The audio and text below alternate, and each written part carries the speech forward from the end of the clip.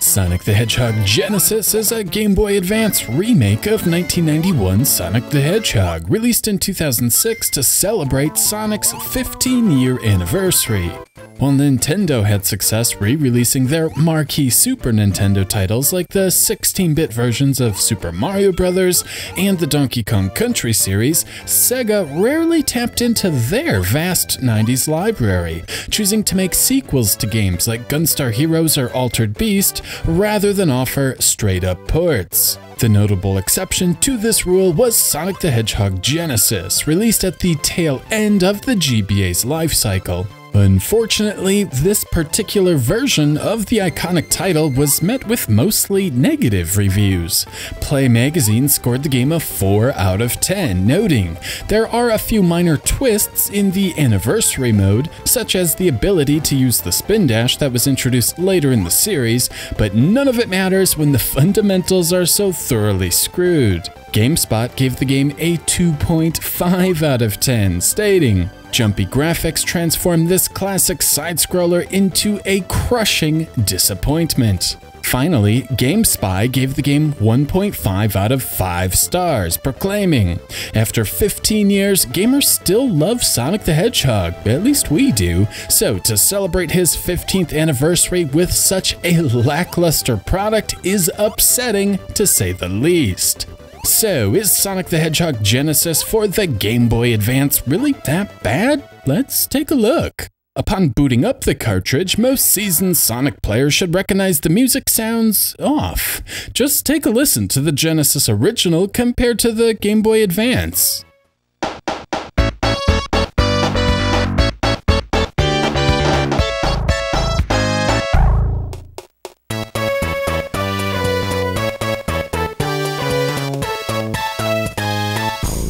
Then, after choosing between Original or Anniversary mode, where Anniversary mode adds the spin dash, the game begins. On the surface, Sonic the Hedgehog Genesis is about what one would expect from a bare-bones remake of the 16-bit classic. Sprite work and colors are pretty much spot on as far as I can tell, but the most noticeable difference is the zoomed-in appearance thanks to the Game Boy Advance's reduced resolution. In fact, one is only viewing about half the pixels compared to the Mega Drive. Still, veterans of the series should have no problems diving right in despite the reduced visibility. Sonic responds quickly to inputs with no lag, hidden TV monitors are all in the appropriate locations, and if one has 50 rings upon reaching the end, a giant bonus ring is available, which will whisk Sonic away to a special stage. While not perfect, it's a decent, though flawed, representation of Sonic the Hedgehog for the handheld. After venturing through the 3 acts of Green Hill Zone and defeating a boss, the player arrives at the next location in South Island, Marble Zone. If one failed to notice some of the technical issues of this remake in Green Hill Zone, the flaws are amplified here in Marble Zone, to the point even the most casual of fans are sure to notice. First, Sonic behaves strangely when moving along slopes. I'll pause the video and you can clearly see Sonic facing downwards on this minor decline.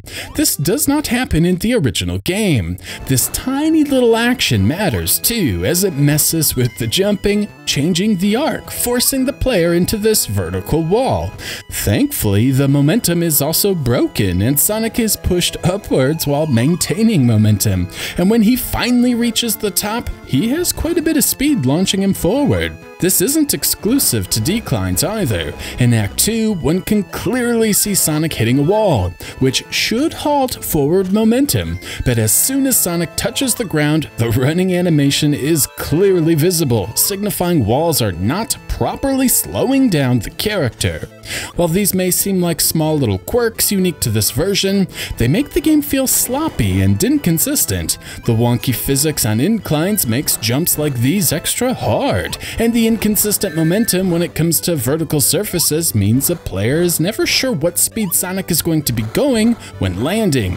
While Sonic responds quickly to user inputs, controlling Sonic feels imprecise because of these programming flaws. After slogging through Marble Zone, Sonic arrives at Spring Yard Zone. The gameplay issues continue to compound here. Most noticeably, the collision detection is awful. This means the player is likely to lose rings, even when they clearly didn't come into contact with an enemy or obstacle.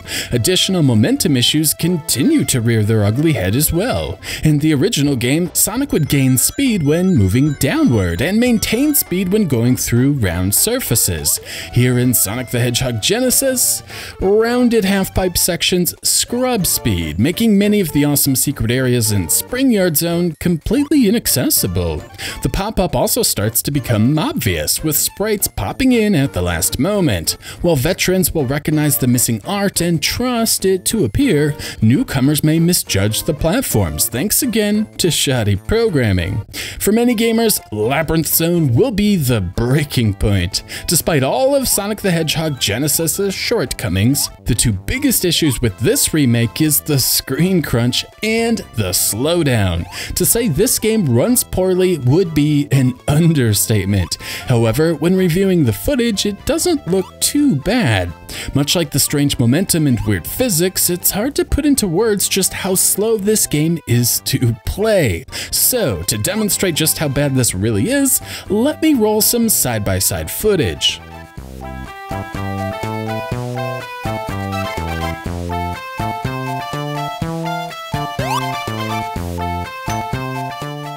What takes about 22 seconds in the original title takes over twice as long in the remake, a whopping 45 seconds.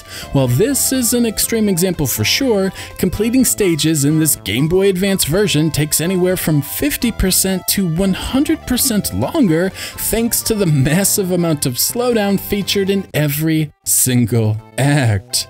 The constant slowdown absolutely ruins the pace of the game, and what was once a brisk 16-bit platformer turns into an endurance test. Now, about the screen crunch. The boss of Labyrinth Zone is more of an obstacle course than a boss fight. It's a fun test of skill and a real treat to play through on the Sega Genesis. However, on the Game Boy Advance, it's nearly impossible. The obstacles presented are always just off screen, and because there is a barrage of statues shooting fireballs and spears thrusting out of the environment, the player is forced to keep moving. But because the player can't see where they are going, chances are they are going to fail a lot, performing blind jumps and hoping for the best, as there isn't enough time to stop and press up to check things out.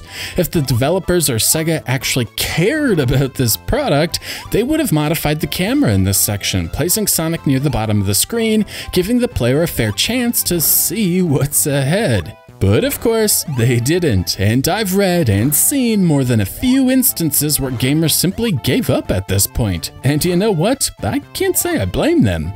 But after enough persistence and a little bit of luck, I did manage to clear this section a few times. On this recorded run, I did burn through 5 lives trying to progress, but finally captured footage of this feat.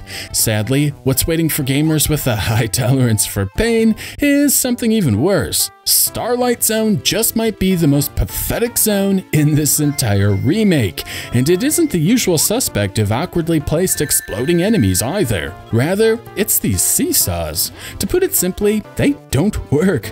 I tried everything to get past these things, different landing points, little hops facing in different directions, and it just doesn't matter. They do not function correctly at all. Nearly 2 minutes were wasted on this one, for example. And hopping back and forth on a broken seesaw hardly makes for engaging gameplay. One just sorta has to hope to glitch the spike high into the air. If one notices the spike not returning at the proper rate, it's a sign it's about to smash down hard, mercifully launching Sonic high into the air. Veteran players will have to plan their route carefully, plotting a path with the least amount of these obstacles. Strangely enough, Scrap Brain Zone is actually easier and less aggravating than than the Genesis original because the electric hazards on the ceiling aren't programmed in. Perhaps there are other missing obstacles as well, but I breezed through these in record time with little issue. So, one might be asking themselves if Sonic the Hedgehog Genesis for the Game Boy Advance has any redeeming qualities. Well, there is the spin dash, but this isn't really new. Sega added this feature to the game back in 1997 with Sonic Jam, so yeah. The best addition to this Game Boy Advance version is the saving. While this probably isn't the first time saving was added to Sonic the Hedgehog, it is a noteworthy inclusion. Basically, if one receives a game over, they can resume play at the beginning of the zone. Now, this could be frustrating if receiving a game over in Act 3 of Labyrinth Zone, having to slog through the first 2 acts again to reattempt Act 3, but it is better than having to start the game over. Hardcore gamers might disagree for sure, arguing starting over is the proper punishment for insufficient play, but on this butchered port, the save feature is welcome. Rounding things out, I should get to the infamous soundtrack. When playing this on real Game Boy hardware, the soundtrack is passable thanks to the tiny Game Boy speakers. The classic melodies are all present. Green Hill Zone has a happy orchestrated tune, Marble Zone is a memorable lazy track matching the slower pace of the zone, Spring Yard Zone still has a poppy 80s vibe, Labyrinth Zone retains its twangy bass vibes, Starlight Zone has a synthesized jazz feel, and Scrap Brain has nice mechanical beats. Better still, the slowdown plaguing the rest of the adventure is thankfully absent, and the soundtrack hums along even when the game is chugging. However, when listening on decent headphones or speakers, the quality issues become very apparent. It's clear the software sound engine utilized is not at the quality level of other late-release Game Boy Advance games, or other Sonic games for that matter. Instrument samples range from muffled to tinny, and there's a constant scratchiness prevalent throughout. Obviously, the sound capabilities of the Sega Genesis and the Game Boy Advance are vastly different, and recreating the smooth FM sound from the Genesis is no easy feat for the GBA. But the programmers didn't even come close. Certain notes sound off, like the pitch is incorrect, and as a whole, the compositions sound incomplete. When compared directly to the Genesis game, the quality difference is astounding. The sound effects are also lacking, with an overly compressed sound for just about everything, from jumping to collecting rings. Worse, effects cut off abruptly when something else happens. Collecting multiple rings in a row, for example, just sounds bad.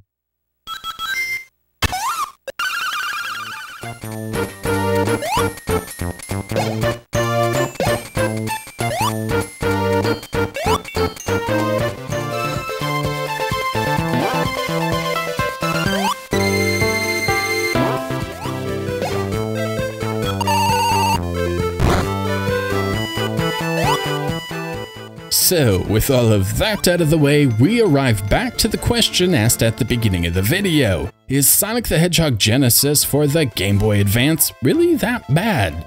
First, let me get the positives out of the way. Sonic the Hedgehog retains the art style from the original. Green Hill is still striking visually, with bright primary colors leaping off the screen. Subtle shading effects give the illusion of 3D, like the grass seemingly draping over the checkerboard platforms, which themselves feature indents and protrusions, helping the basic checkerboard pattern seem far more interesting than it really is.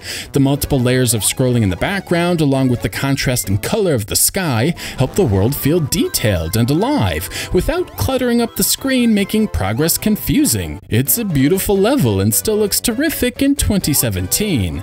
The same can be said for Marble Zone. Again, the artists clearly had a grasp for what is both visually appealing as well as what is functional in an interactive world. It really does feel like ancient ruins with hidden caverns underground, thanks to the background abruptly changing when higher up on the stage versus underground.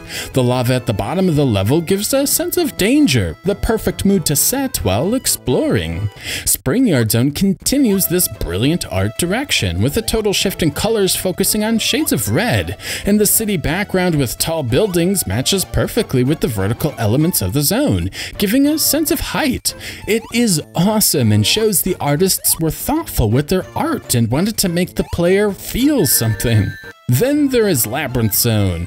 The name fits the zone perfectly, with each stage feeling like a maze, but the level design gently nudging the player forward so they never get lost. And I know some are going to tell me labyrinth doesn't mean maze, but labyrinth absolutely means maze, though I appreciate the feedback. The quality remains high with Starlight Zone, giving a construction-like playground for the player to race through. I also like the objects in the foreground, something relatively uncommon at the time, making it feel like Sonic is traveling through the middle of the scaffolding, rather than just the edge. It adds yet another layer of depth and shows the designer still had plenty of creative juice left as the player nears the home stretch. Lastly, there is Scrap Brain Zone. Here, it's the near lack of color that is most visually striking. The heavy emphasis on browns and grays were way ahead of its time, before just about every mainstream shooter decided to utilize the same exact color palette. What it does in Sonic the Hedgehog is let the player know they're finally reaching the Mad Doctor. All signs of life are completely gone, giving a sense of importance to Sonic's adventure. The player doesn't want Green Hill Zone to turn into this desolate place. The world of Sonic the Hedgehog is amazing, and these 6 zones are beautiful and diverse, and those feelings are not lost on the GBA remake. Unfortunately, everything else about Sonic the Hedgehog Genesis sucks.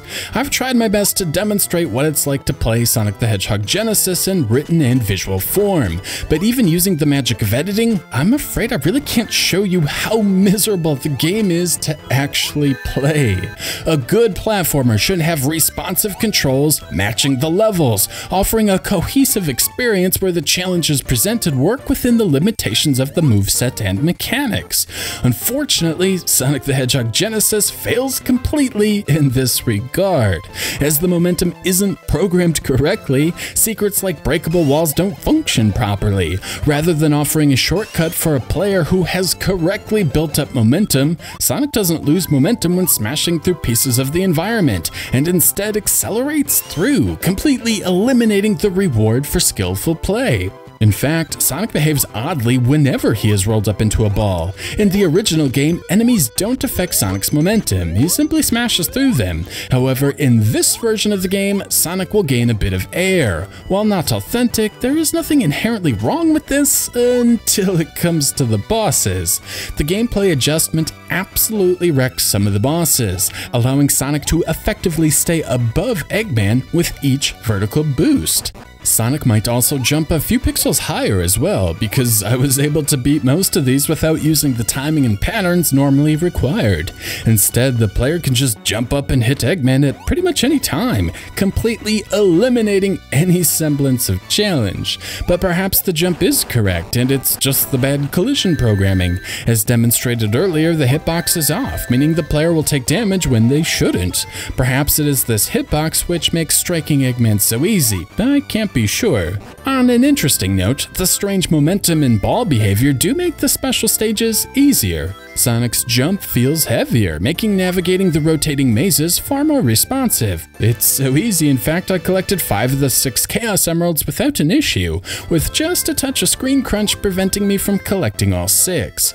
Sadly, the bonus for collecting all 6 isn't worth it. If one does manage to beat the game, they'll unlock a sound test featuring all of the music from the game. If one collects all 6 Chaos Emeralds, they'll unlock the sound effects. Obviously, this isn't much of a reward, so I didn't go back to try again. Finally, Sonic the Hedgehog Genesis is incompetently programmed, from rounded edges not allowing Sonic to retain momentum, to slopes not allowing for acceleration, to the seesaws flat out not working. It means parts of some of the levels are not accessible to the player, and I'm sorry, but having areas out of reach due to the nerfed gameplay mechanics is unacceptable. Almost as unacceptable as the slowdown. While not really captured in the footage, there is almost a pulsation to the slowdown. Like, it will be slow for a few frames, then super slow for a few frames, and then return to a little slow, giving the most unusual sensation I've ever experienced in a video game.